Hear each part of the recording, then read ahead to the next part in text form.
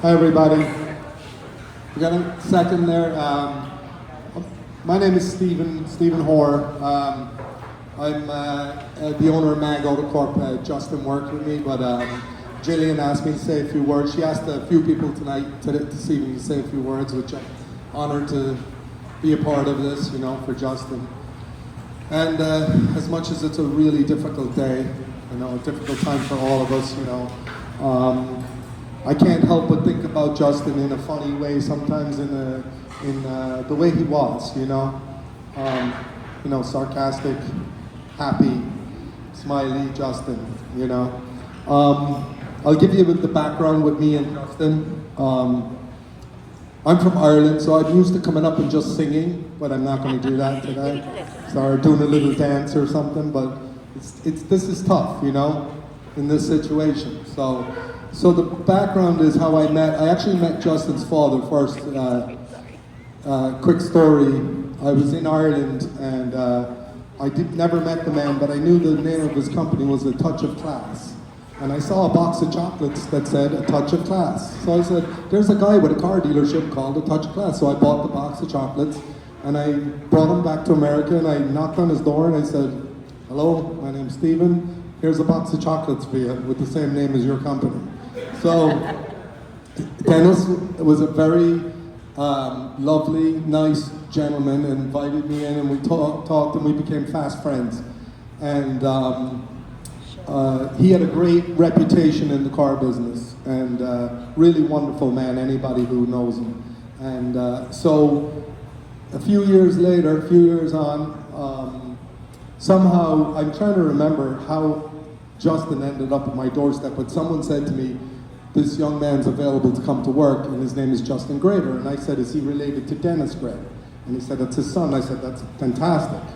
And when Justin came through the door, I don't know if any of you knew Dennis, but Dennis was like about 5'5". And when Justin walked through the door, I was looking down, not up. And I was like, you're not his son. And he goes, I am. So, I hired Justin, and that was probably, he was just turning about 30 then. And he had a lot of experience. He had some experience already, obviously being in the car business with his dad and other places. And, he was just a wonderful human being to be around from day one. We're a family business. My son works with me, my daughter, we really treat it like a family business, and that's how we are. And Justin slotted in there in an instant. He was just this funny, happy guy that we loved to be around instantly. My son Aaron, who's here today, I know they became close friends very fast. And, that's Justin, he wasn't confrontational in any way. He was just this loving, happy person. And so Aaron and him, they weren't the smallest of lads, let's put it like that, but they decided they were going to do a warrior dash. So they started going to the gym. So off they went to Mike Ortega's every morning, and they did diligently. They went there and they worked out hard, and that's when it happened. That's when it all happened. He said, I'm after meeting somebody. I like her. I said, who'd you meet? Oh, Gillian. I said, oh, is she blonde? And he says, yeah. I said, I know her. I said, she's a little fast for you, buddy. And he's like, no, I like her. And I knew Gillian could work out. Anybody who went to Mike Ortega knew Gillian. Gillian was a serious gym person, and Justin and Aaron were there for, I don't know what they were doing there. But anyway, I said, oh, I don't know, man. But he was like, no, I like her a lot. And he pursued her, and it happened quick, quick and hard. And Justin, he fell hard. And I saw huge changes in him, from being like this young kid really to becoming a man, with Gillian. He loved your children like his own, like they were his own. He really did. And you, Gillian, he was madly in love with. And And it was kind of nauseating, you know, because most people here know what they're like, you know. We have a saying in Ireland, and you know, about relationships, you know.